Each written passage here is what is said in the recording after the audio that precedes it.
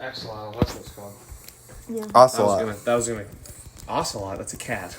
Ocelots are cats? Yes. I just like the word. Axolotl is the little fucking Lancelot. microwavable hug thing. What is that? This is the hug thing. It's an axolotl. It's a what? Axolotl. Oh, like Axel from... I'm gonna freak out. We've had... You started! God damn it! He sneakily starts I'm these sneaky things. like a fox. No, I was just paying attention to everything. Yeah, no, so like usually what we do is like we'll talk for 20 minutes and I'll just hit record because like if I don't, well initially it started because if I didn't, we were just going to do a podcast and like never hit record. By that I mean we would just talk for like 4 hours and never hit record. Anyways, this starts off episode 14? Yeah, because the last one should like canonically be Michael. And we got Marissa here today. Liam, unfortunately, couldn't be with us. Charlie's here. Marissa, for long-time podcast viewers, has been on and off the show for like 3 What is years now going now? on? Yeah, 3 or 4 years. Yeah. Which The is good. timeline is she's like the fever dream character of a sitcom. She's like Marissa's the person that you're like, oh wait, wasn't there that episode with that character who like made fun of Monica like in Friends? On Paul Rudd? She's Paul Rudd. She's the Paul Rudd of the Rudd. Friends That's universe for the shirts hilarious. off. That's crazy. All right, but anyway, since the last time she's been on, she's produced Perfect. a YouTube video. She's like done modeling. I think you still are active on your channel, right? Well, You've written something. not in like a year, but... Oh, that's fine. That's fine. We didn't do anything for like 7 months. Yeah, you're like, well, it was more like 11. Was it really that Yeah, long? it was almost Jesus a whole Christ. year off. She's also done some fan fiction. I mean, you name it, Marissa's done she it. has. She's up and coming creative voice of the next generation. We would hope. Yeah, that we would hope. I mean, look, I will say, from what I've seen of your stuff, like, you're very talented in that, like, you know what you want to make and you know how you want to make it. And that's, like, that's half the battle right there. Yeah. Because, I mean, like, Having a voice Yeah.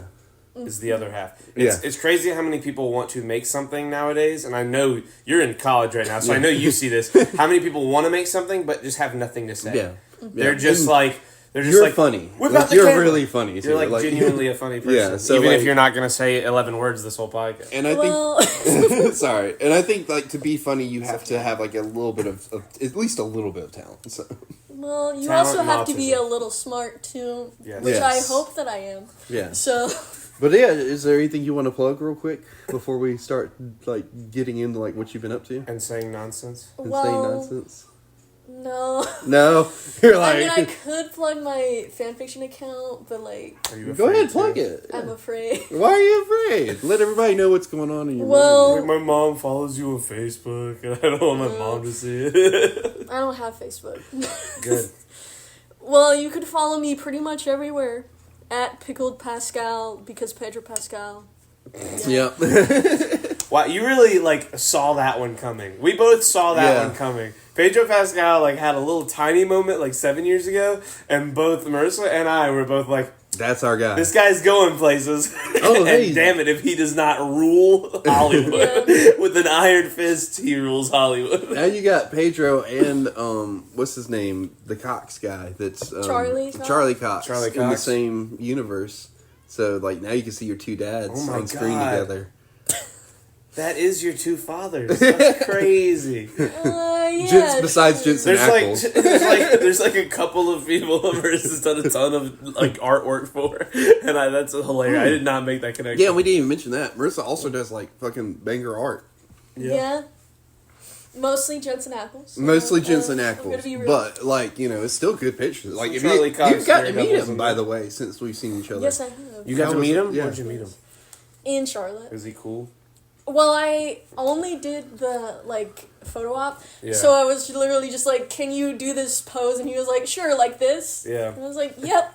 This was- Everything worked. My life is complete. This was how I received this news. I'm like minding my business, going about my day. Did and I Mar- scream at you? No, you Through just text? sent me a picture. You didn't say anything. You just sent me a picture, and it's like her and Jensen Ackles. And I was like, is that fucking Jensen Ackles? I was like, and then I think the next thing I texted you was like, are you okay? Like, did you have a heart attack? Did you die? Did you kidnap him? The like, problem, okay, anytime I do anything and I get nervous, I'm like, I need to piss really bad. I don't know why, but it just, like, settles in my bladder for some reason. It's like any little growing boy. You're like, I need to fucking... I gotta let this You're one like, go. oh, you're like Forrest Gump. He's like, when he hit the president, he drank all those Cokes. He's like, how do you Jensen Ackles is like, hey, how's it going? You want to pose? Can you give me like 4 minutes? Stand me while I piss myself here in front of you. Immediately after, I did go to the bathroom. Yeah. Yeah. How did it all come out? What? He always asks that. Every time you say you went to, like, anybody, like the general you. Oh, yeah. It's like, sorry, I had to use the bathroom. How'd it go? It was fine, I guess. It was a good one. Well, I yeah, survived. like it's a good. You Another day on the toilet. You want a Another good day in bathroom life. experience. You don't want a bad bathroom experience, especially after meeting like your hero. Like, you Yeah. know, could you imagine like you go from meeting like your hero to like just a terrible bathroom experience? Like, I'm sure that's happened to someone. oh yeah, no, my heart goes out to those guys because it's like the highest highs to the lowest lows. I met Theo Vaughn after like an hour of stand-up comedy, and me and my brother took a picture with him, and like I put my arm around his shoulder, and he was just drenched in sweat. Like that shirt was like part of him. Like it was, the shirt was just like a protective like second layer of skin. I was like, bro, you are up there working, huh? And he was like, yeah, bro, it's all about that grind. Did he really say that? Yes, he did. It was That's amazing. I was hilarious. like, bro, you're so sweaty. He's like, if you ain't sweating, it ain't working. It was so funny. It was like the most Theo thing you could imagine. And like my camera, because I never take pictures, like me, the cameraman, I never take pictures on my phone. Yeah. And my camera was like default set to like the 5-second countdown. Oh, dude, and so like sucks. I clicked, it was a selfie with me, him, and Michael. I clicked go, and it starts counting down, and Michael's like, what the fuck, Chris? And then Theo goes, yeah, what the fuck, Chris? It was so funny. It was awesome. Damn. It was great. You had your camera set up, right? Like For for what? like your picture with No, there's a or somebody else? photographer. Oh, that was like, okay.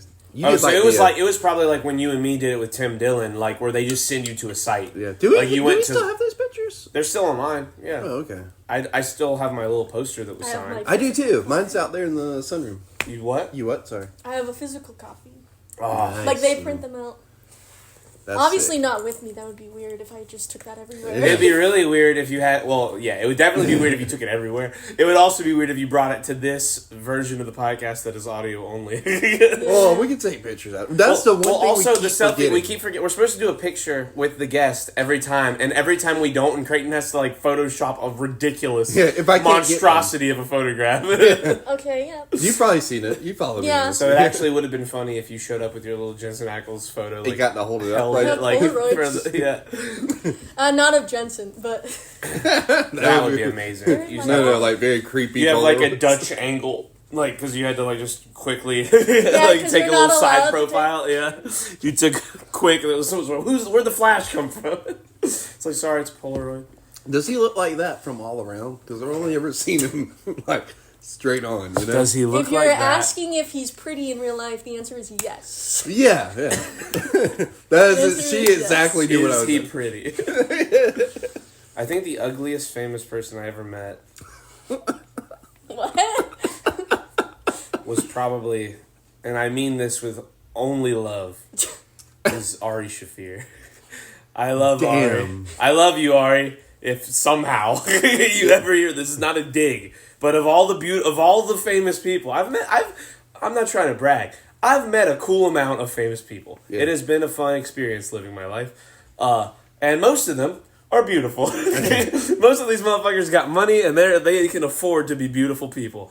Ari Shafir's not even trying. I love him to death, but he is really just owning up that like Japanese male cat look that he has going on. He just has that long face. He looks like that all the time. Damn. That's not a beautiful. Theo was beautiful. Theo was beautiful. Weird mullet and all. Beautiful, beautiful man. Shorter than I imagined. Yeah, he looks short on the podcasts that I've seen him on. Like, I would imagine he's probably, like, up to your shoulder. The biggest person, the like, most imposing person I ever met was Tim Dillon. Did not know he was going to be that tall. Tim was like your He's dad. He's like 6'5". Tim was like he was your dad. taller than Creighton. Yeah. I did not, I thought he was short. And, like, big. Like, yeah, huge. Like, I mean, he's like 6'5", 300 pounds. Like, he's a giant 6'5" guy. He was very intimidating. He reminded me a lot of your dad, especially like when he pulled us in for the hug. I was like, "Oh my god, this is." We looked ridiculous that day too. I had on a blue and pink, like flowery collared shirt with a me judging your outfit right now. Yeah, with a newspaper boy hat that was like pink and white and black and gray. We like, looked like the gayest mosaic. couple there. We were like, we looked like what? The gayest couple there. Yeah, like, and Creighton had on he had on a shirt, like a normal t-shirt. Yeah, t-shirt under a Hawaiian shirt with a cowboy hat. And we both sat center front row. Very middle two seats. Front row. Like that show went on sale.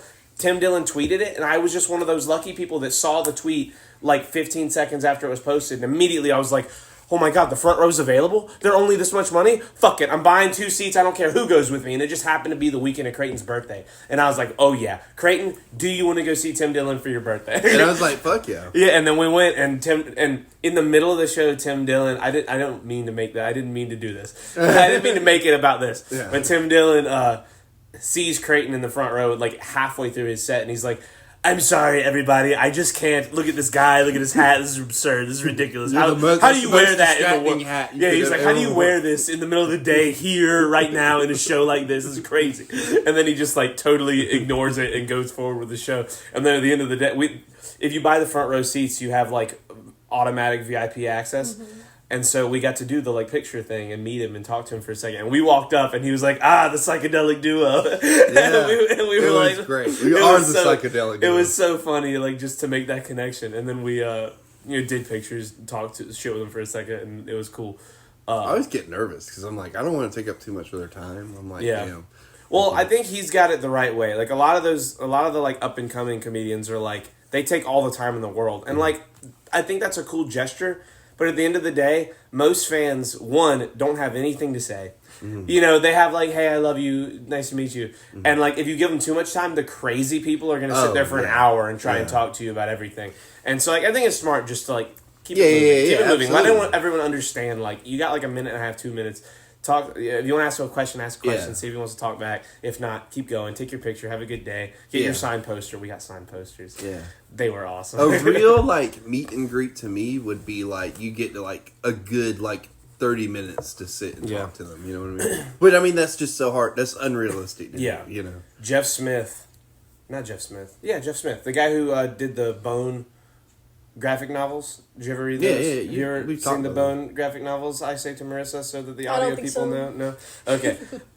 Jeff Smith, the author of those and illustrator, he made an appearance at, not this past Heroes Con, but the one before, and it was like the first live appearance he'd made in like 18 years. Damn. And I didn't even know he was going to be there. It was like an accident. Yeah. And I showed up the first day, and he was going to be there the second day. And I was like, we got to go back. I have a issue number 1 Bone comic framed, put in my safe forever. I was like, I gotta get it signed. And so I took it there and got it signed, and he was like, there's a giant line. This is the first time in like almost 20 years this guy was making an appearance. And the person at the line said, okay, everybody listen. I know this is gonna be weird to hear, but Jeff is obviously very reclusive. He doesn't do this a lot. But he also is very friendly. And so if you ask him a question, he's going to hear you out. And he might ask you a question because he likes to talk to people. So please be respectful of the fact that there's 1,000 of you here. And if he talks to you, get it over with and start walking, because he's going to make us let him keep talking to you if you try to talk to him. And if you make it a problem, I'll make it your problem. Like, this lady was so baller. I love event workers at cons like that just talk mad shit. Yeah, because she was like... I've overheard some people, when I went to the Supernatural convention, these event workers were just like, you gotta get in this line. Is this line or this line? Let me look at your ticket, make sure that you're doing it right. That kind of stuff. I love it. The atmosphere is great because they very much understand that these are the type of people you can talk shit to. Oh, yeah. And that will talk shit back, but like in a friendly... Like, the best way I can describe it is, if you're in New York and people are cussing each other out, but, like, they're still both in New York. Yeah. Like, well, a lot of the time, like, if you just think about it, like, societally, the people that are making it to that con could afford the tickets. So at the very least, you have crazy people who saved up all their money, or people that can just afford to go to something like this. Yeah. So most of these people are... Marissa. Cough, Marissa. Some of these people are the ones that can actually... Cough, all of the middleged moms. Yeah, exactly. That's what I was getting at. How many middle-aged moms? Well, hold on. Let me say this before you say that. These are the people that actually do have something to say to Jensen Ackles, to these people that they're a fan of. So, like, you know, those con people are so necessary because if you give the right middle-aged mom 15 minutes to talk to Jensen Ackles, guess what she's going to do? She's going to fucking talk to him for 15 minutes. They're going to flirt with him so bad. For as long as they let her. And so, like, you have 1,000 people in this line, and that 15 minutes is 15 minutes people are standing still. So you got to keep it fucking rolling. How many of these, like, middle-aged moms do you think he's just, like, smashing, like, all the time? Well, first of all, he's married. So probably not as many as you think. I don't know. Jensen Ackles strikes me as the kind of guy who's pretty faithful. Yeah? He does probably like flirt back a little bit. Oh, yeah. But like he's got to flirt. You got to flirt back if you're Jensen Ackles. That's part of the charm. You know what I mean? Like, you got to be like, you know, like. If I looked like Jensen Ackles, I'd flirt with everyone, man, woman, anyone who talked to me. I'd be like, I'm Jensen Ackles, and just start flirting with. I flirt with everyone, period. But like, that's just me. That's by accident. Yeah, it's like an accidental. I've like had full conversations with people, and then my friend be like, "So, did you get her number?" I was like, "What? No, that wasn't even that kind of thing." They're like, you were flirting for an hour. It was like she literally was taking her clothes off while you were talking to her, and you're like, "Well, I thought she just was hot." Yeah. Me and Creighton have many times innocently, accidentally flirted for like an hour with strangers, with each other too, and with each other. Hey man, Ted's real mad. Look at Ted like trying to get out from under the door. Ted's over there like tiger walking the door trying to get out. He's gonna figure it out. He'll probably turn the handle. Marissa's allergic to Ted, and so Ted couldn't be here today, and he's very upset about it. But it's all Charlie's fault. It's all my fault. Yeah, because we're not allowed to blame Marissa and her being allergic to cats. So college, how's that going? It's going. Yeah. You're on year what? Like 5 of your 2-year degree? Got her. She got set back by COVID. The crazy thing is that I'm actually going to graduate a semester early. Oh, hell. So, but I haven't had an internship yet, so that's the problem. What's your major? Film and media. Film and media? Hell yeah. I saw a really funny tweet yesterday, and it said, "Sir, I don't want you to talk to me like that. I have a bachelor in political science." And the guy responded like, "Oh, a bachelor in political science? Well, okay, can you take my fucking coffee order then?" And it was really fucking like, it was one of those like holy shit clapbacks that I was like, damn, I hope that opportunity arises for me one day to be able to say something so mean. It's like John Mulaney of the English major. All I have to say is, you better not talk shit. I mean, listen. I'm not a pretentious cinephile like some of us, men. Me and Creighton. Some of the people. Yeah. What do you mean us? It's you mostly. Don't pretend. If I wanted to, I could make a smash cut of all the times I accidentally said something bad about like B DC character. You get pretentious when you can and when you are able. Oh yeah, about DC. About film stuff you are like pretentious about. But you're like... I can be pretentious. You'll be if you start talking shit about Game of Thrones, I'll get silly. You'll be like... Well, I've never Interstellar. seen it, so I don't really care. There you go. Yeah. You can't even do it. You'll be like, Interstellar's the best movie ever made, period. No, and if you haven't seen it... First of all, you're wrong. It isn't. Wrong. You'll just go into a whole Trump voice. You'll be like, you're wrong. Interstellar's the best. Interstellar is an unbelievable movie. Great movie. But no, I'm not doing that. I saw it. We can do it. Have you seen Interstellar? Yeah. Okay. Years ago. But, you know. Have you ever seen Princess Mononoke by the Studio Ghibli movie? Well, now is the best time. They're going to release it in IMAX. For the first time ever, a Studio Ghibli is going to be re-released and what's it called when they reimagined? No, when they remaster. Thank you, God. That word was never going to get in my brain for some reason. They remastered it in 4K for IMAX, a Studio Ghibli movie. So I wish it had been like something I was a little more a fan of and more like cliche a fan of, like Spirited Away or Howl's Moving Castle. Or even my neighbor Totoro. What'd you say? Spirited Away got re-released a couple years ago, but not in IMAX. They just put it back in theater. I don't know. Actually, it might have been in IMAX, but I don't think it was. I saw a DVD set at Walmart that was like a bunch of Studio Ghibli movies that have been redone, and it was like $80, and I was like, I'm not buying that. If it was all of them, that's not a terrible price. No, it's not terrible, but it's more than I want to spend. Yeah, no, I do understand that. I just pirate all of them. I watched Spirited Away for the first time the other day in Japanese. In Japanese, with just subtitles, not like a dub. Yeah, it was so good. I had never seen it. Like subs over dubs, dude. Yeah, I agree. But if you don't have the option and you're doing shit, that's why. Wait, what? Huh? What is that? What is that? What is that noise? Are you like? No, dubs I just. We're talking about Studio Ghibli, and I do like Howl's Moving Castle, but I do like when Christian Bale voices Howl. Yeah, that's Christian Bale. Yeah. Do you know who Calcifer? Have you ever seen Howl's Moving Castle? No, but I didn't know that he was in a Studio Ghibli movie. Well, they Studio Ghibli is like one of the or Ghibli. Is it Ghibli or Ghibli? Am I dumb? I thought I've always heard Ghibli. I think you could do both. It doesn't. It's like it doesn't matter. It's like GIF or GIF. Yeah, like we're GIF American. is right. Right. They're kind of like how Mr. Beast now has all his different channels that have dubs in different languages of famous people in that language. Studio Ghibli gets famous Americans to do the voices of their characters. So that Christian Bale's Howl, but Calcifer, the little fire that eats to stay alive and keep the castle going, is Billy Crystal. That's they get sick voice actors to be these characters. The most recent one, Robert Pattinson plays the Heron. Yeah, in the bird. Boy and the Heron. He plays the Heron. Yeah. What does he sound like? It's really deep and guttural and weird. Yeah, it's weird. It's perfect Robert Pattinson because he's really good at weird voices. Have you seen Mickey 17 yet? No. I want to see it so bad. He's so the clips that I have seen. He's so lover boy. It's crazy. That's apparently he's supposed to be. He's that guy. Yeah. It looks so good. I gotta go see it. So, as a film student and trying to get back out there, or not get back out there, but get into that industry, what's something you've seen going on with it that you want to change?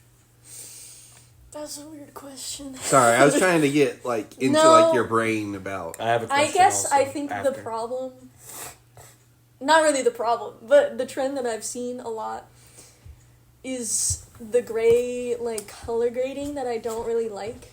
The new modern way of making grounded, air quotes, grounded film. Yeah. The MCU stuff that's or really even a lot of the time when they shoot something or something takes place in Latin America or the Middle East, there's always this yellow filter. They just cover it. And I'm just there's actual color still there. What do you... Yeah. You don't need to add that. You want to embrace the natural light of different places. Or even just make it more vibrant. The problem is trends. Because what happened was there were 2 or 3 movies that needed to happen. And it worked, and they were amazing. Yeah. No Country for Old Men. It's very bland, but it's meant to be. That's part of the... Mm-hmm. But then executives are Breaking Bad, No Country for Old Men. They're bland. Everything needs to be bland. People want bland. And then they just start making everything lighting, bland. In the set. Exactly. For no reason. And there's times where it's on purpose. And then there's times where it's it's air quotes on purpose just because somebody saw that it worked somewhere else. And they were our story about...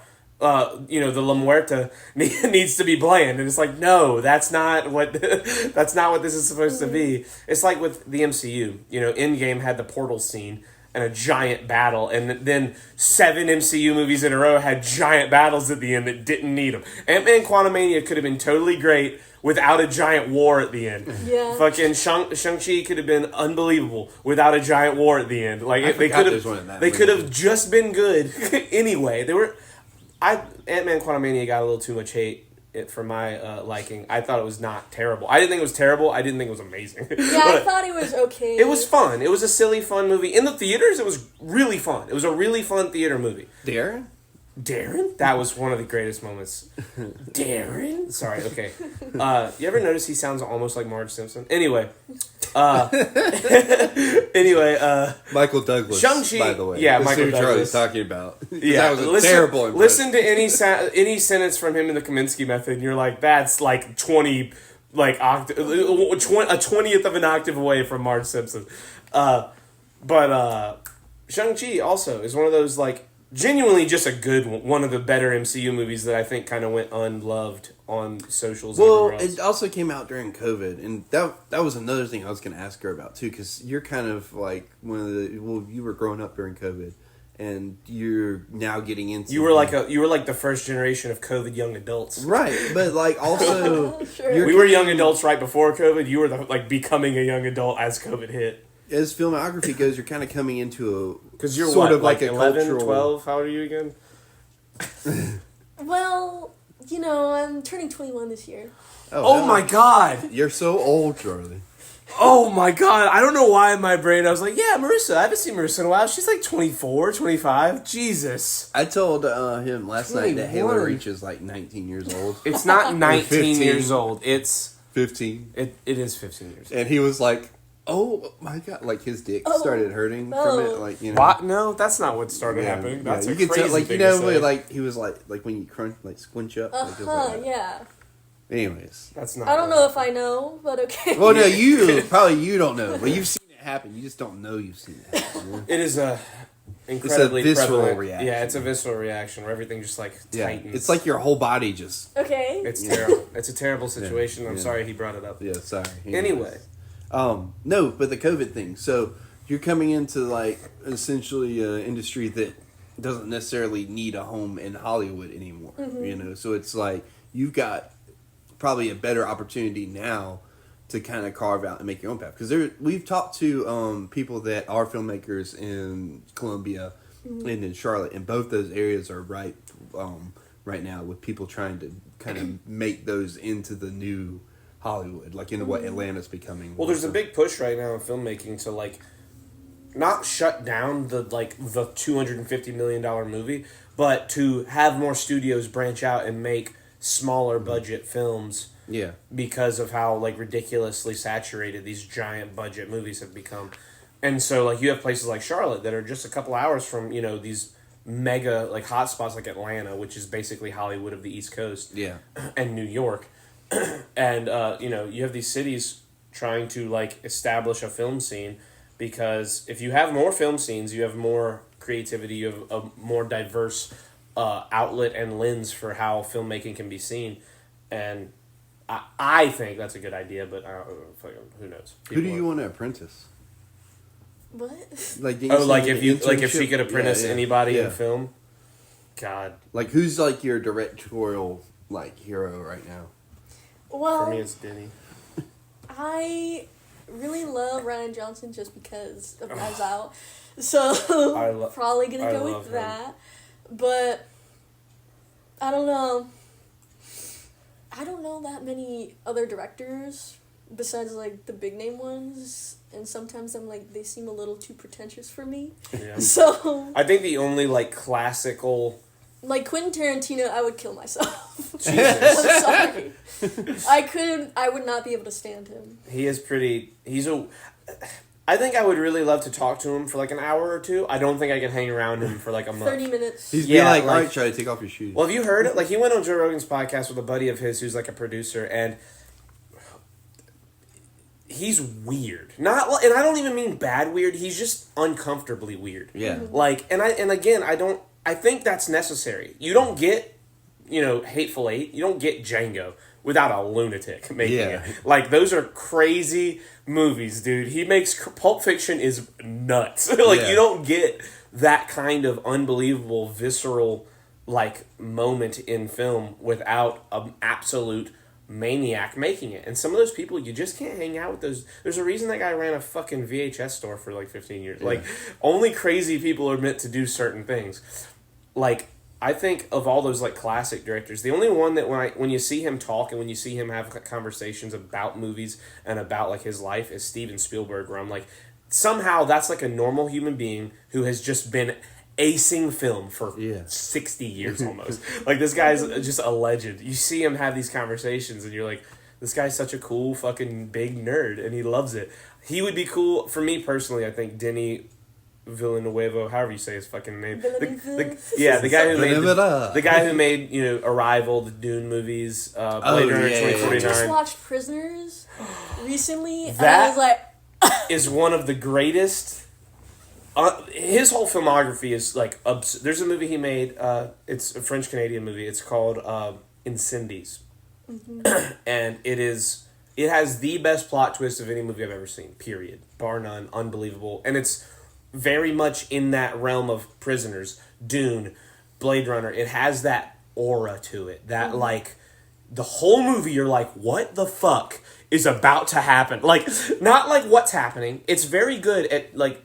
He's very good at putting you in that moment. You get very immersed in all of his films in like the moment that is on screen. It's very much like Blade Runner, that all of his movies, you could take a still, you could freeze the frame at any moment and hang it on the wall. Everything is art. The whole thing is like this artistic, unbelievable moment. But like that movie, it's called Incendies. Jesus Christ. It is the best plot twist in the whole movie. Just like Arrival, you're just like, bro, on the edge of your seat. And for the concept of what the movie is, if you like read what is this movie, you would not go into it thinking the synopsis. The synopsis. You would not go into it thinking, what is this going to be? You'd be like, oh, okay, this is going to be pretty easy to figure out. This is going to be no. You have no idea what's going to happen, and when it does, you can't believe what just happened. It is like, fuck The Sixth Sense. Fuck, Darth Vader being the father. Shit is crazy. It is the greatest plot twist in the history of cinema, in my opinion. It is, that's my pick. He would be my, I would shadow him of all the people. Sure. How's it feel being a child going into film school, not having seen a bunch of, because a big thing for me is I love movies. I'm a big movie dork. I'll say I haven't seen The Godfather, and someone's like, how can you be a fucking film nerd and not see The fucking Godfather? I know that you haven't seen a ton of the best movies ever made. How does it feel when you get into these conversations with, like, air quotes, movie dorks, and you haven't seen these, like, pillars in the movie, in the film, film industry, being in, like, school for it? The crazy thing is, I feel like, especially with my script writing class that I'm currently in, there's a lot of, this is going to be a little sexist of me to say. Oh, yeah, I can't wait. But there's a lot of girls in the class who haven't seen a lot of stuff, too. Like, I don't think, they didn't really show The Godfather, but they were showing a Nicolas Cage film called Adaptation that I haven't seen, and that I'm sure movie's so good. They haven't seen either. But it was just like, yeah, sure. Were they using that as an example of screenwriting? God damn it. That is okay, first of all, anyone listening, Adaptation's a great movie, but that is like the hardest movie to write. That had to be like, there's a reason it won the Oscar, and that Nicolas Cage, I think that was the movie, that was his second Oscar that he won. I think he won for that movie. Nicolas Cage, believe it or not, everybody has 2 Oscars. And one of them is for Adaptation. And while the acting, it is one of the best performances by a lead actor in a long time when it came out and when he won, because he plays 2 characters. It was written by the crazy guy. Kaufman? Andy Kaufman. I don't remember his name. Excuse me. Andy Kaufman? Andy Kaufman wrote the movie. Andy Kaufman? Yes, Andy SNL Kaufman. Andy Kaufman? Yeah, Andy Kaufman, like, you know who that is, right? Like, not really. So, sidebar here for a second. Yeah. All right, there was this SNL comedian who was just an insane person. Is Andy Kaufman alive? No, he died of cancer. Okay. Because remember they made the Jim Carrey movie, Man Man on the Moon. Yeah, this is after he died. There's a new movie coming out that he wrote. He died in like 2003 or so. But they made a movie with Jim Carrey where Jim Carrey played him. And Jim Carrey said that the spirit of Andy Kaufman took over his body. He went into... he made him go insane. Yeah. Yeah. But he was a maniac. Like, this is... Andy Kaufman's the kind of guy where, he died in the 80s, dude. Did he die in the 80s? 84. Damn. Andy Kaufman's the kind of guy that if he was like bombing on stage, he'd pull out the phone book and start reading it to the crowd. He was a fucking maniac. And then stand by the door as they were leaving and tell them to have a good night. And so Nicolas Cage in the movie is playing like the idea of Andy Kaufman. He's playing the screenwriter Andy Kaufman, not the like performer. Well, I know that. Yeah, and but now putting this in perspective, showing that as a film school person, that in itself is such a pretentious idea. To show a class of 20-year-olds adaptation as like a start. You got to start people off. Look, if your demographic is 20-year-olds, guess what 20-year-olds haven't done? They haven't seen a bunch of classic movies yet, so they're not throwing them into the throwing them to the sharks, basically, of here's how you have to learn how to screenwrite, is showing them adaptation. That movie, half of the movie is Nicolas Cage screaming at a fucking tape recorder, like, word for word, what he wants to see on the screen as the screenplay. So half of the movie screenplay is Nicolas Cage screaming what you just saw into a tape recorder. It's a great movie. It really is amazing, and it is a genius screenwriting achievement. But like, God, for a bunch of 20-year-olds, that's tough to like wrap your head around when you haven't seen The Godfather. Have you even seen the original Jurassic Park yet? Yeah. Okay, cool, good. So you've seen some classics. Yeah, you've seen Jaws? My dad has made me see, like, a lot of stuff. Some of the good classic shit. There's a reason you're in filmmaking. There's a reason you're in school for it.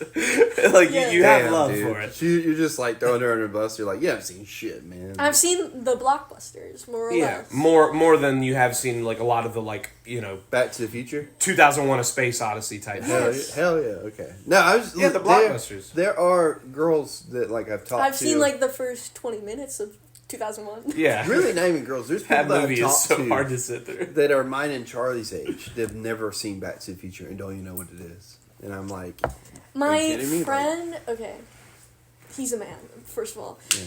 But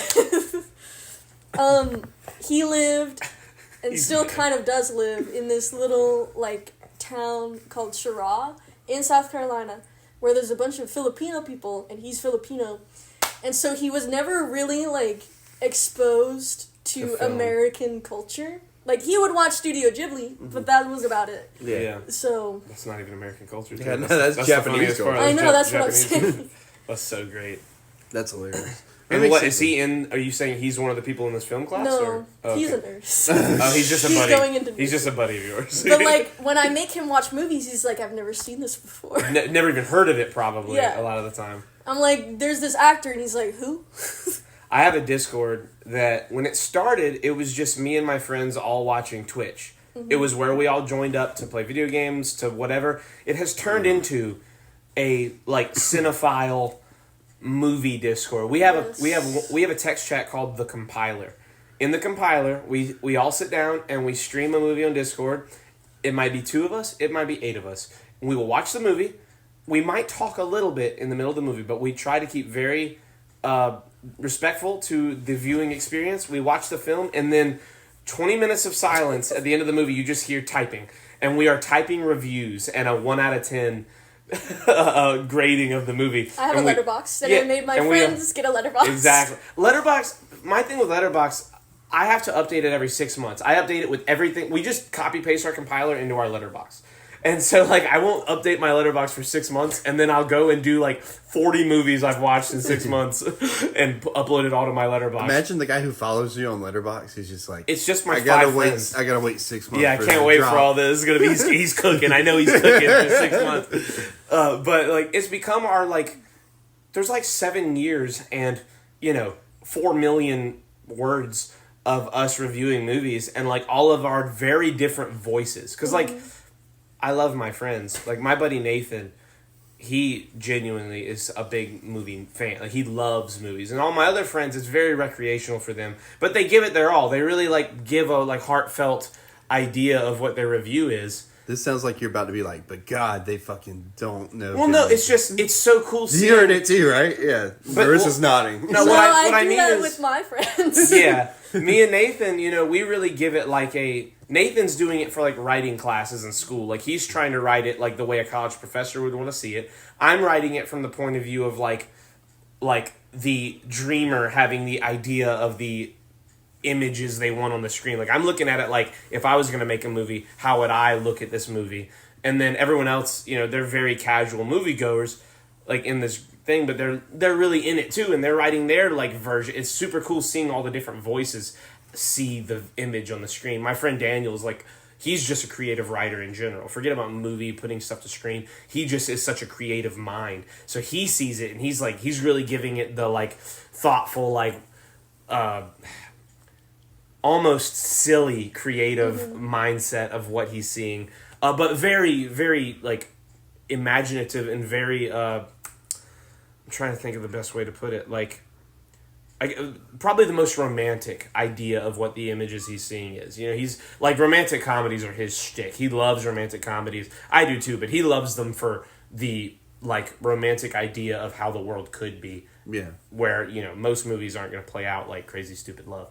Or not movies. Most real lives aren't going to play out like Crazy Stupid Love. Or like What If. Like, they're not going to be this amazing, holy shit moment in these two people's lives. Honestly, Crazy Stupid Love, out of all the romantic comedies I've seen, like, is probably the most, like, grounded.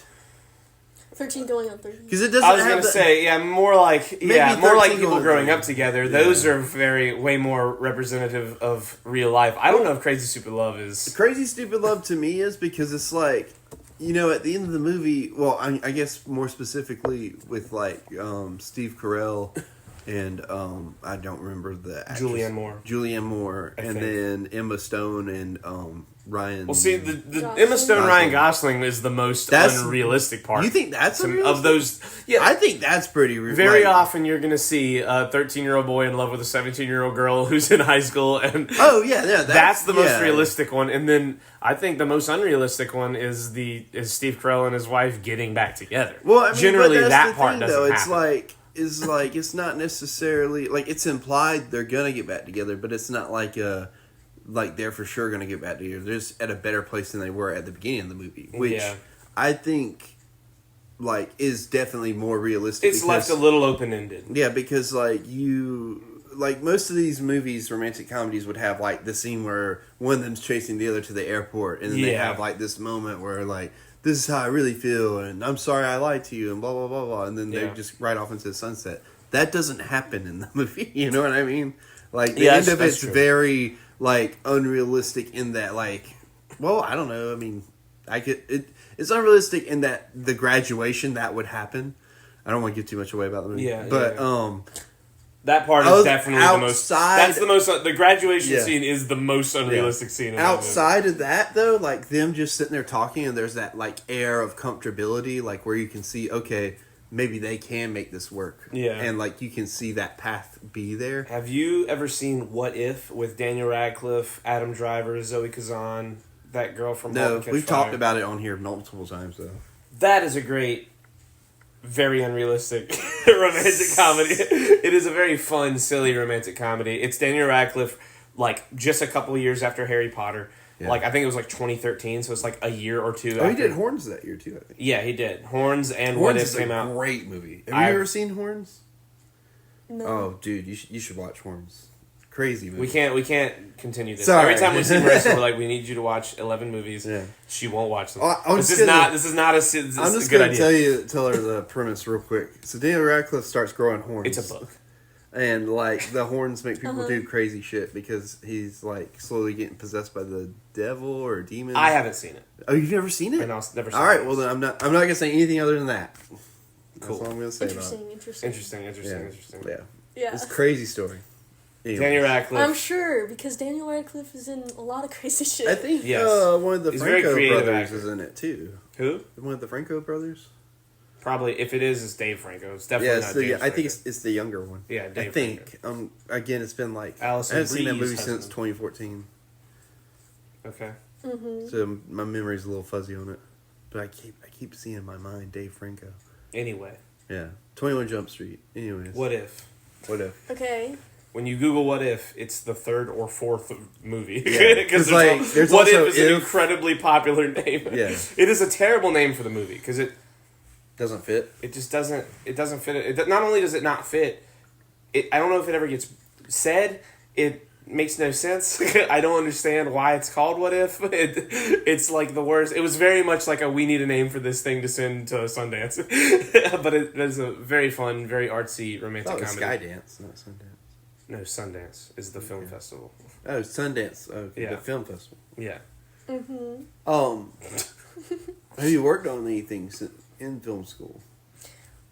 We did like a small, literally like 5-minute short film or something, or 1 minute actually. But that was like my first year, so it wasn't good. It was about rock, paper, scissors. Nice. Oh, did it have to be, or you just were like rock, paper, scissors? That's just what we came up with. Oh, okay. Really. Currently for my screenwriting class, I came up with a movie that I still need to write, but I came up with it, and I know Like the premise. Yeah, and I know like the beats that I want to hit and all that. I'm in a similar place right now with the movie. I've written the first like 3/4, and now the ending is I'm dead in the water. I just stopped. There's one giant aspect that's like a through line from the very first scene all the way through to what I've done that I want to change. So now I gotta go back and rewrite the 3/4 I have done with like this whole new spin on one character, and then also get to the end and rewrite the fucking ending, or write the ending in the first place. And it's brutal. It's such a crazy process. Sorry, I was just gonna say, what do you think you want to do with the film industry? Like, you want to do camera, you want to do writing? Well, because I mostly do writing, probably that. Yeah. But I would like to be a writer-director. Don't know if that's gonna happen because I think that's kinda never everyone's. really done anything with a camera before. So camera work is definitely like, the more I do stuff on the side with Quentin, the more I get. I mean, it's not that I never respected it, but you just understand it better. Like, okay, like you might have a vision of what you want to shoot in your head, but like understanding the logistics of how the camera works and what and who's behind you and who's in front of you and who's like off to the side. Literally every little aspect of the environment is so important. Because I think whenever initially. When I started writing and doing stuff like working production, I thought about cameras like as if they were like your eyes. But cameras don't see things the same way your eyes do. Mm-hmm. So it's like you have to kind of compensate for that and understand that like especially this is the last thing that me and Quentin did, like cameras are fucking heavy and sometimes you have to maintain a shot. Like, yeah, you gotta maintain a shot, and also it's like tripods don't always work. Yes, and it's like you said with your eyes, like you have peripherals. Yeah, cameras don't. Yeah. Cameras are looking at 1/8 of what you see. Mm-hmm. Yeah, and so putting that, like, that's one reason I love Denny so much is he is a master at making everything on the screen worthy of the space that you have to look at. Like, there's a lot of directors that like. You've got however many megapixels. They're using 1/8 of that screen to capture the thing they want to show you. And then they're just like, and who gives a fuck what's in the background? Like, Denny, every little thing is so important. Yeah. Everything means something. Everything is important. There's not a pixel on that screen that isn't accounted for that he isn't planning for. Yeah. And that is the mark of him and Robert Eggers right now are like so... The cinematography of what they do is... above everything else. The writing is great. I don't think they're even going to click go on a project if they don't believe in the writing. But to them, once the writing is locked in and you have the good acting, they understand that those people understand what they need to get done. And so now they are like, okay, time to make it look pretty. We need this thing to look good. No. You don't have a camera? I would... If I film, it's usually on my phone. I guess hilarious. I would say get you a camera, like just a regular, like, what you got, like the Canon thing? My camera's not a camera. I don't even... Get you like a regular camera that takes pictures but also does videos and just play around with it. And it'll help you so much as a director. That, but then they're expensive. Yeah, that's true. They're quite expensive. Just go to Goodwill. Go to Goodwill. You would be... See if they have a camera. Tell them what you want. Go to the desk. Be like... You'd be surprised how often there's a decent camera at Goodwill. Or also just go to shopgoodwill.com or and look at their... just search cameras, and they do auctions like all the time, and sometimes cameras just go for nothing. Facebook Marketplace, too. I know you don't have a Facebook, but, Marketplace is the shit. I'm on there. I bought my camper from there. I got my last car from there, Love Marketplace. I'll forever sing the praises. You just gotta watch out for bots. But, Yeah, for real. Jesus. Yeah. Those bots will fuck you up. Charlie was trying to buy a woman on Marketplace, but it turns out it was a bot. Why would you say that? Robot? That's not true at all. Neither of those things is true. He Not a just woman looks- nor a robot. He just looks at women as if they're objects. I'm sure. No. Don't agree with that. That's not true. Don't say you're sure. Diddy, he was like, big fan. Okay. I saw somebody, I don't know if you guys wouldn't understand that. Do you guys know what a parlay is in sports betting? I don't know what it is in sports betting. I know what it is in Pirates of the Caribbean. Oh my god. In sports betting, so say you want to bet that the Steelers are going to beat the Cowboys, right? Yeah. Well, if you also want to bet that the Broncos are going to beat the Jets, you would make a parlay, which means you think both things are going to happen and you get better odds. So like if you bet $100 to win 130 on the Steelers and you bet $100 to win 130 on the Broncos, if you bet them both on the same parlay, it might pay back like $600 because the odds of both things happening are even more difficult than either one of them happening by themselves, right? Blah, blah, blah. So there was a really funny meme template going around right now of Diddy, and it says, how bad did your parlay fuck you? And it said, here's my last leg, and it's just a picture of Diddy. And so that's like a popular format going around lately. The Diddy memes are... For the millennials. Yes, for the millennials. Not for me. Not What's for your you. Well, favorite genre that you've been able to write with or build a story around? or that you're just a fan of. Like, or if you had to sing a genre's praises that you think doesn't get enough love. Both. Just answer both. Obviously, I like mystery because of Knives Out, but Mysteries are great. I think they're the hardest to write. I think they're the hardest to write well and put into action. Well, you're only as My smart favorite- as your smartest character. yeah, my favorite to write is probably like sci-fi or something around that, because I'm gonna blast myself real quick. I've made a Logan fan fiction and I think it's really good, actually. So On the PickledPascal. What's it on? What website? It's Tumblr, isn't it? no, it's Tumblr? AO3. Okay. What is it? Archive of Our Own, AO3. Oh, okay. Archive of Our Own, PickledPascal, Logan fanfic. Yeah. TM. Uh-huh. I'll never remember or read that. That's okay. Well, no, it's Sorry. here. You can go back and listen. How long is it? Okay, the problem is because I really like the character that I created, I made like a lot. Yeah. But the first one is like 20,000 words. Okay. Damn. And then I made just small ones in between. You wrote the shit out of this thing. So it's probably like 2,000 words for each of those. Yeah. And then I made another 20,000 one. Of all the things you could have said that you wrote a fan fiction for, Logan might be the only thing that I actually will go and read. I really love Yes. Logan. Okay. Did I she made what? her into a waterbender, but she's... In Logan? Yeah. In this? She's a mutant, but like her Okay. powers is basically Understood. waterbending. Understood. That's fire. That is. Are you excited for No, the it's third? water. Are you excited for the third Avatar show that they're making? The post-Korra show? Oh, that one? Yeah. Yeah? I'm very excited. Have you seen... I love how you're like the live action one. Fuck no. Oh, you don't care about that? Have you seen those? Do you just not care about I've those? seen the movie. Yeah, not the And I second did one? not like that one, and I was not interested in watching the live action show. I'm talking about the blue people. Oh. So the first thing I was talking about was the show. then I was... This is the problem with the word Avatar. There's so much fucking content. The movie's garbage. There's The literally Netflix- just two Yeah. fandoms, and that's it. You said there's so much. No, there's three. Avatar There's three, with because there's the live action papyrus. Avatar Last Airbender stuff as well. That's what she was just The referencing. blue people, I don't care. Don't care? Have you seen them? I've seen the first first and one? second one. Oh, okay. Just, And you're I not was a big... just like, I don't know, the problem for me, because I'm aware, James Cameron's Avatar is what we're talking Yes. about right now. is just like, he's obviously getting a lot of inspiration and shit from like Native American culture, indigenous Yeah. culture. The second one is basically the same story. It's just they use Polynesians instead. Yeah. So that's why I'm like, Hell of a sauce, by the way. Shut the fuck up. That's always been his thing, is he applies like historical situations and historical eras to like the Terminator. Like he writes a crazy idea and then he applies a piece of history to it. But I mean George Lucas did that. That's all Star Wars ever has been. yes. Steven Spielberg did it, James Cameron does it. a lot of these old head directors, they apply these like what's the movie? Starship Troopers is an attack on like capitalism and modern, and it's this funny haha action monster movie.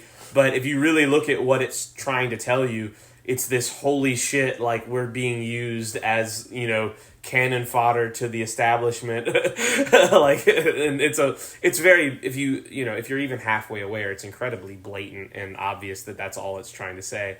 Because it's not like a well done, it's not a good movie. It's a fun. You know why? Because it didn't have any capitalism in it. Yeah, it probably did. It totally, never mind. How dare you? But, I think you do that well. There's good movies that people do that, like James Cameron Avatar. Those movies are doing a good job because most people that see that are having to really look for it, and other people are seeing, the fun movie. And that means that you're doing it well. It's also a good movie. Whoever made Starship Troopers, it's a good representation of the idea for the people that are looking for it. But otherwise, it's just a silly, crazy action movie. But then you have Denny, who's just making these like unbelievable pieces of magic. You have Steven Spielberg. I think Steven Spielberg's done it best the most times, where he can like grab a theme and like put it into his Alien movie and make it really good still and make the idea get through. But with Avatar, The Last Airbender, have you seen anything about this new show? Have you been spoiled to anything about what it's about? I know that it's obviously an earthbender. Yes. But it's a woman and she has like a twin, I believe. I didn't know that. And that's a cool aspect I had never thought of. They're like trying to prosecute the Avatar for whatever reason because they're like, this is the destroyer of the universe now, even though it's not supposed to be. Which is the part where I'm like, really? I don't like that. See, what I saw was that it's like an 8-year-old Avatar, like a little kid Avatar, and they meet like a rogue nomadic airbender who's like kind of a thug, like a gangster airbender, not like, peace and love, the way the airbenders have been represented. And like the Avatar has one leg, like they have like a stump leg or something as one of their legs. So it's like, it's kind of that Toph idea that like something's wrong with this earthbending Avatar. But that's all I've really seen. So I haven't heard about that yet. That sounds cool. I'm trying to not see a lot about it. I'm trying to go into it really naked. I really want to not know anything going in. To be honest, though, because I go on Twitter and TikTok a lot, my feed is mostly Daredevil right now. So. Yeah, Daredevil. I'm sure you've seen all 3 episodes. Yes. Are you loving it? I'm kind of loving it. Yeah. I don't love the last 20 seconds of the last episode. Mainly because of how blatant. I don't want to say Creighton hasn't seen it, so I don't want to say what happened. I'm waiting because like the first 3 seasons are so good. Even though season 2 came, I was like, whatever. But season 1 and season 3 were so like just locked in. Season 2 is amazing. Season 2's something. It's good, sort of. Yeah, I do think for that season they put too much in it. Yes, season 2 has a lot of great moments, like the whole Punisher and Daredevil talking on the roof. That's good. That's cool. That's season 2, right? Yeah. Yes. Yeah. Season 3 of season 2, episode 3. I didn't like everything with the hand. The hand just kind of felt like OP because it's like you can't kill him, even though I know he doesn't kill, but like you can't kill him. And even if you do, they come back, and it just kind of felt like half baked. I liked everything with Stick. Stick's cool as always. I think he died.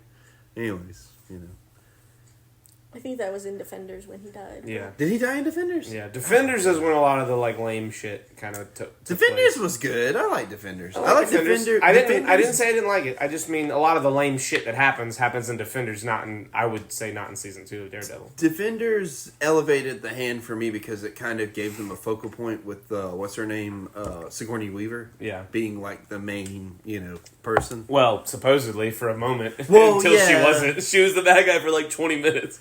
Yeah, I mean, like you do. Electra killed her. It felt more focused, on what the hand is and what they can do and who they are. Totally, for sure. And the fingers of the hand. Wow. The 5 fingers. They are the 5 For the viewers. I want to say this to Marissa. I'm going to be speaking in code because I don't want to spoil Daredevil for Creighton. We have just watched the 3rd episode, is the most recent one, I think the thing that happens at the end happened because of the real life thing that happened with a character. Do you know what I'm saying? Anyone will be able to contextually put this together. Yes. I think that it was very much going to be a different story altogether until that thing happened in real life. What happened? We can't... Why would we say that? I mean, like, what happened in real life? We can't say. That will totally spoil it. Oh, okay. So I don't want to say. I don't know, but... Because I think that it was... We'll be able to have... We'll have to have you back on after Creighton has been caught up so that we can talk about this a little more in depth, because...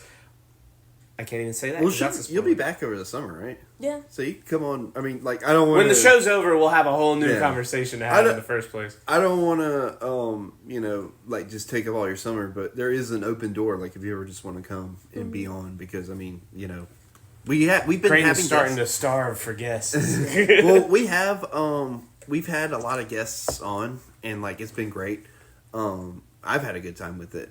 But there's also been like times where like, we haven't really talked about what all we've been doing too. So, or not what all we've been doing, but I guess like the episode's focused on us. Yeah. Yeah.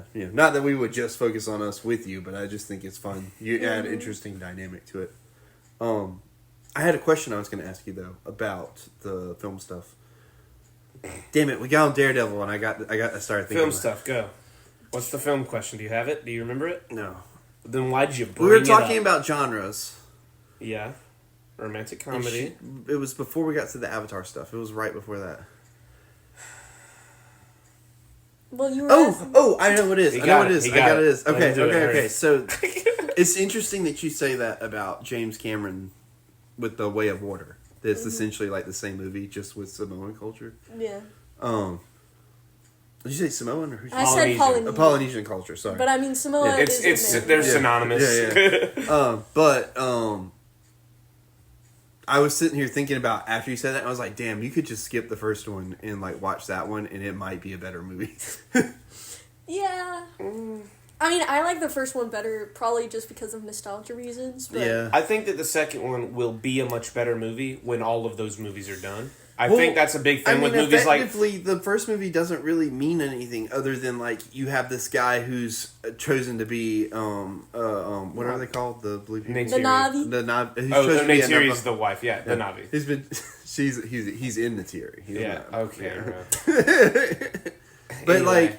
you get all that in the first 15 minutes of the other ones. Like, oh, this is what happened. I do think the most interesting thing that come out of all of that movie is, like, that her body got pregnant and had like a Sigourney Weaver. Yes, had the Mary Jesus baby. yeah. That was interesting. I'm really curious to see what they where they go with that. But outside of that, like the sergeant guy that's a dickhead comes back. Corporal Gorge. Is that his name? Quaritch. Oh God, no wonder he's a bad guy. Quarric. I'd be a bad guy if that was my name too. Yeah, that's a terrible name. Stupidest shit is also that they have those buzz cuts, but they still have the long braid. Yeah, that was. Well, they can't cut it because that's how they link. But like, get a better hairstyle. I don't know. So, like, effectively, aside from the Jesus baby, like you're kind of in the same scenario as you were in the first one. It's a little different. Jake is no longer human; he's fully Na'vi. Yeah, but that's a very important. They go over that in the first 15 minutes. Like in that film, they're like last time on Avatar. Yeah, like Jake was a human for a little bit. Like you could work that into. To be fair, it took them 15 years to make the second movie. Yeah, for all I'm saying is like if they had started with this one, I feel like it would be stronger as a franchise because it kind of makes the first one superfluous. Wow, you use that big word well. Thank you. It was a big word that he used the right way. A lot of the time he uses these words and he's like 50-50 on whether or not he's using it right. He actually uses it well, even though I disagree with him. The first movie, unfortunately, for your mom. You used it in the way that is supporting your argument. You used it properly grammatically. I just disagree. I think this is kind of an Age of Ultron situation. Age of Ultron's a great movie. It's the least loved Avengers the Avengers movie. in their prime. It's the Avengers in their prime, and it's an Avengers movie in the middle of the MCU that people kind of sleep on. Marissa's shaking her head. No, it's okay. I do like it. But my problem is that they wasted James Spader for one movie. So far. They so far. Hold on. So far. We didn't see Vision. So far. We didn't it's see not Vision over. destroy the last one. And I said that. We were together. Well, we might not have been together. We've been together many times where we said and this, I was like, we never saw... We've said it on the podcast before. I said, we never saw a dead robot. So is Ultron really gone, or did he just zap him somewhere else? Because in the comics, what happens is part of Ultron ends up in outer space and takes over our whole planet. Totally. And he ends up forming the Guardians, the version Cybertron. of Guardians. He makes a Cybertron and he comes to Earth. Well, no, I was going to say he ends up being part of the Guardians forming, like in the Unicron. comics, like the version of the Guardians we got in the movies. Sure. Yeah, because that's where I thought they were going. Because Guardians of the Galaxy comes out like, oh no, the Guardians of the Galaxy came out before that, but still. Anyway. Sorry, all that to say is Avatar Ultron's 2, alive, probably, maybe. No, that's not all that to say. All that to say, Avatar 2 is very much the Ultron of this universe because it's just not done yet. I think that when you look back at all of it, people will look back the way they look at Ultron now.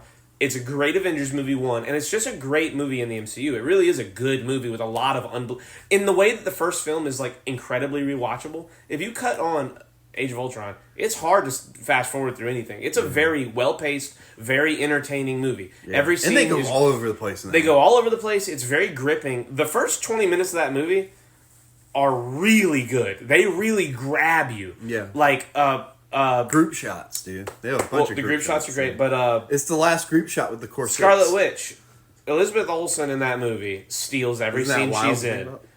I could tell What? that made you. What'd you say? Like, I said this is the last group shot with the Corsix. No, that's not what I was thinking about. Oh, you like started nodding and you were like, It also isn't. it is. No, it isn't. Yeah, it is. No, it isn't. How's it not? Because in Avengers Endgame, before they all teleport into the quantum realm, there's a group shot. Yeah, but they're not like posing. Like, you know what I mean? Like you have Avengers 1 where they're like posing to get ready for battle, and then you have Well, you also have the scene from and Rocket's in there, so it's not the Core 6. Well, you do have the And Core Nebula. 6 at the in the end game in the flashback where they're not flashback, but in the quantum realm when they go back to 2012. So technically, that is still in Again, the Avengers Rocket's Endgame. in there. No, he's not. I'm talking about when they're in New York again, going to get the Infinity Stone.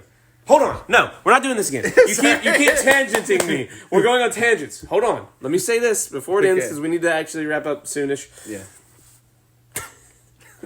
Your mom. No. Your mother's cunt. Avatar 2, The Way of Water, is right now what Avengers Age of Ultron was 10 years ago. Like, I disagree. why? Wait, go ahead. We don't have the rest of the story. We will look back on that movie as an integral I disagree moment. vehemently because I still need to watch Avengers 1 to enjoy Age of... Well, I don't need to, but like I still don't feel like Avengers 1 doesn't have a purpose because of Ultron. Does that make sense? Sure. Again, for your Avengers argument, it 1 just is doesn't like make a lot of them sense. getting You together, right? need so much of the And first you have movie the of Avatar. Tesseract, and you have Loki's staff, and like, you know... It all He ends does up no coming- catch up on Quaritch and who Quaritch is as a character at the beginning of You Way of don't Water. need to. He's Angry General Man. Like, you know. He's such an important character in the first No, movie. that's what he is right now. But like what he turns into later on because of all this stuff with his son. What are you looking at? Children and bikes. Fuck those kids, man. But all that's important. There's, I'm talking to you. Listen. I know. You're the one who got distracted. No, you were looking. You were looking. He was looking, everybody. I Anyways. was listening to you. All that's to say is like right now he's Angry General Man in the first one, and he's Angry General Man in the second one. Mm-hmm. Now he has a son that we figure out about at the end of the second one. No, at the beginning of the second one. Either way, he's in there. It adds more depth to his character that we're like going to see what they end up doing with later on. But He had a ton of depth in it the still first made movie. not really. Yes, he. When was the last time you watched the first movie? I've watched the first movie at least 3 times in the last 9 years or whatever. that is not. That does But not It give doesn't any. grip me. there's Age no of Ultron recency grips bias. me, dude. Like I get grabbed by it before in Well, game this and is all just this. this is the whole DC versus rest of film argument in you being a film nerd because I love the first Avatar. I've watched Yeah. it 100. Look, I'm not saying it's a bad genuinely, movie. beginning to end, I've watched it like 15 or 20 times. I'm not saying it's a bad movie. I'm saying it doesn't really serve a purpose anymore because of the second one. To me, to you. I think that's what that is. There's a reason the second movie is like the second or third highest grossing movie of all time. It resonates still. The first movie is still the highest grossing movie of all time. They resonate with I'm not saying you. it's not good. I'm not saying it doesn't resonate. I'm just saying like I I feel like I don't need to go back and watch the first one anymore because it goes over the first one in the first 15 minutes of the second No, one. it goes over the last 15 minutes of the first one and the first 15 minutes of the second movie. The first movie's still a 3.5-hour movie that has a ton of information that you just totally were, I don't think, paying attention to. Unobtainium, dude.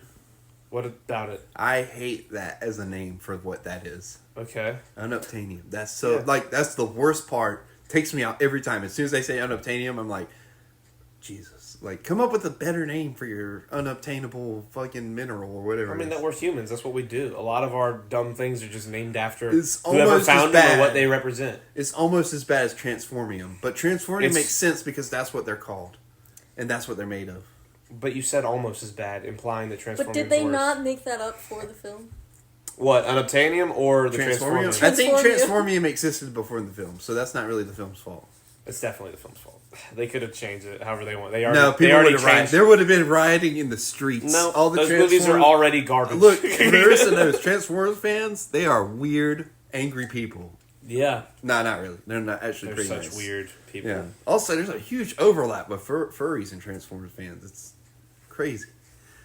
I never knew until I was talking to some fellow Transformers Marissa, fans. I'm sorry the last 20 minutes we've basically ignored you and gone into a We've rampaging movie kind. But this happens every time you're around. We have movie discussions that we just forget you're here. We start arguing No, and she's bickering. weighing in though. She's nodding with me. She agrees. It's more of just like an okay, yeah, sure. Yeah, like this is happening. This argument's happening in front of me. I'm dealing with it. She's like, I'm gonna have a stroke. I don't know about that. Do you have any closing remarks on the whole ridiculous Spectrum. conversation and spectrum of what we've just discussed? No. Not specifically Avatar, just the whole podcast. Whatever we've covered. Do you have anything you want to close out on? Any little tags? I watched Strange Way of Life recently. It was really good. It's about gay cowboys. It's 30 minutes long, and it stars Ethan Hawke and Pedro Pascal. It's only 30 minutes? Oh, for whatever reason I thought that was going to be a whole feature-length film. Nope. Okay, I'm going to go watch that. I wanted to watch it anyway, but for some reason I thought it hadn't come out yet. But it's already out, and it's only 30 minutes? They watched it in her class, dude. No. They probably didn't. I doubt they watched Dick it. and balls on my screen. Who's Dick and Balls? Yeah, your They don't actually show that. Oh, Your they don't professor show was Dick like, They all do right, kids. kiss Now, really hard. They kiss very aggressively. Have you seen Brokeback Mountain? You know, the problem with that is no. Is the problem you haven't seen it, or Yes. do you want to see it? Yes and no, because Why I'm no? just a little scared. What are you scared of? dick and balls? Yes. Oh, You don't see anything. I mean, you I see know. Heath Ledger's ass at one point because he's like. You see Pedro Pascal's ass. You see Heath Nice. Ledger's ledger, if you know what I'm saying. You don't see his You see ledger. his moon. You see his moon. He's bending over in a creek to wash up. Oh, he's bending. Yeah, he's naked, cleaning, giving himself a bath in a creek on the mountain, on Brokeback Mountain. Yeah. You've never seen that movie? After he got his back You, broke. the Yeah, I gay know. historian. Gay Historian's a sick title. That is a sick title. Queer lit class. We're back. We're here again We had with to the go. gay historian, Marissa. We had to go to the library, and there was a queer literature section or whatever. Yeah. And they had a Brokeback Mountain script.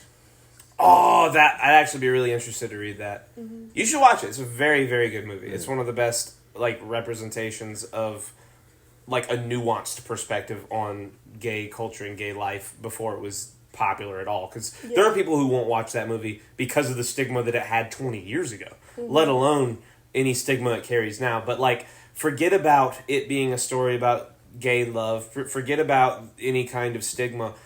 From a filmmaking perspective, it is a phenomenal film. It is one of the best movies ever made.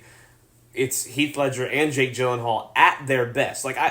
I agree. I think as much as anybody that Heath Ledger deserved the Oscar for playing the Joker. I think it's one of the best acting roles of all time. But with that said, to me, subjectively, and even I know art is not supposed to be objective. I think objectively, his performance in Brokeback Mountain is a better acting performance than in The Dark Knight, only because playing a character like the Joker comes with the understanding that you have to be this almost wacky, crazy guy. You get to play. You get to have fun.